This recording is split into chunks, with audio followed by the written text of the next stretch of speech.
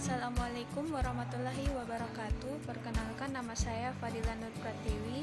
Saya dari kelompok 9 ingin membahas tentang waktu senggang dan konsumsi berlebih. Dalam materi tersebut terdapat 4 pembahasan. Yang pertama, pengertian waktu senggang. Yang kedua, waktu senggang dan kerja. Yang ketiga, the leisure class. Yang keempat, ilusi dan simulasi. Saya akan membahas tentang pengertian waktu senggang. Menurut Joseph Pieper, pengertian waktu senggang yaitu yang pertama, waktu senggang dalam pengertian harafiahnya adalah saat jeda dari kesibukan dan rutinitas keseharian. Yang kedua, waktu senggang yang berasal dari bahasa Yunani yaitu skol, yang dalam bahasa Latin disebut sekolah atau ludium, yang berarti ruang atau rileks. Kemudian kata skol ini dalam bahasa Inggris menjadi school atau leisure. Jadi dalam pengertian awalnya, apa yang kita sebut sebagai sekolah, tempat pendidikan dan pengajaran lebih berkonotasi sebagai hal yang senggang.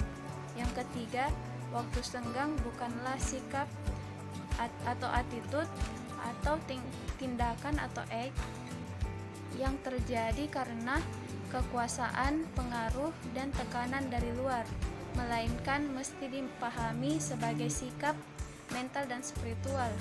Yang keempat, waktu senggang adalah sebuah seni bersunyi. Yang kelima, waktu senggang hanya mungkin ketika manusia menyatu dengan dirinya sendiri. Sekian dari saya lanjutkan ke pemateri selanjutnya.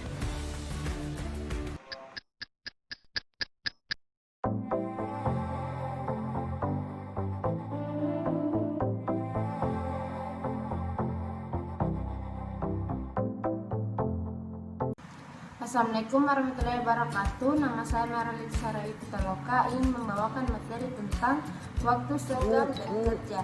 Dalam kehidupan masyarakat kapitalisme, mengisi waktu senggang untuk kegiatan kreatif, bukan untuk kerja produktif, umumnya akan dipandang sebagai tindakan yang sia-sia, pemborosan, dan karena itu identik dengan perilaku malas yang berbeda dengan spirit kerja yang selalu didengung-dengungkan kelompok kapitalis. Orang yang senang menggunakan waktu senggang untuk bermalas-malasan dalam beberapa kasus yang tak jarang juga dipandang sebagai ekspresi dari budaya kemiskinan yang jauh dari semangat entrepreneurship di era kapitalis, dan hal ini bertolak belakang dengan gagasan tentang arti penting waktu senggang.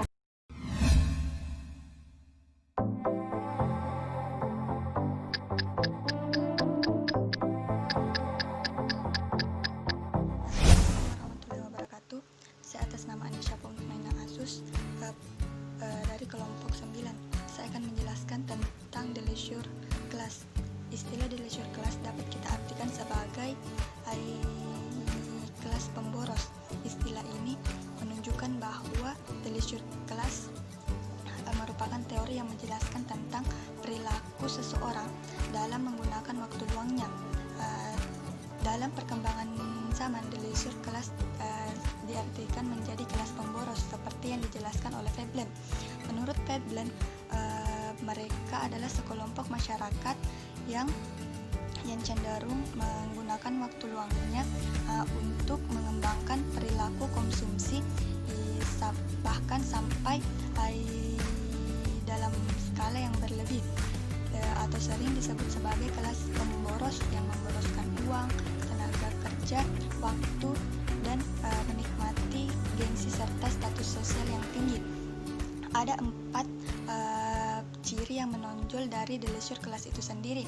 Yang pertama, the leisure class karena sudah kaya dan elit, kelompok ini cenderung menggunakan waktu luangnya dan menganggap bahwa kerja keras serta kegiatan yang berhubungan dengan pencarian nafkah sehari-hari merupakan hal yang tabu untuk mereka kerjakan, dan hal-hal seperti itu hanya merupakan kewajiban dari kelas sosial yang di bawah mereka. Yang kedua adalah the leisure class, pendemonstrasi kebebasan dan kemewahan. Kelompok ini cenderung melakukan konsumsi yang mencolok mata dan hanya memikirkan dirinya sendiri dan memiliki waktu luang yang lebih.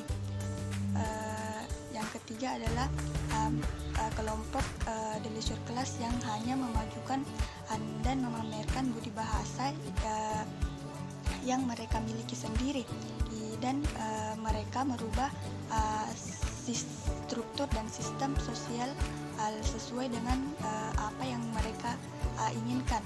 Dan yang keempat adalah the leisure class yang memiliki sikap dan keberanian untuk melakukan hal-hal yang tidak lazim dilakukan, seperti menggunakan cara yang kotor, seperti melakukan kekerasan dan korupsi, hanya demi untuk mencapai keinginan dan tujuan mereka sendiri. Sekian dari saya. Wassalamualaikum warahmatullahi wabarakatuh.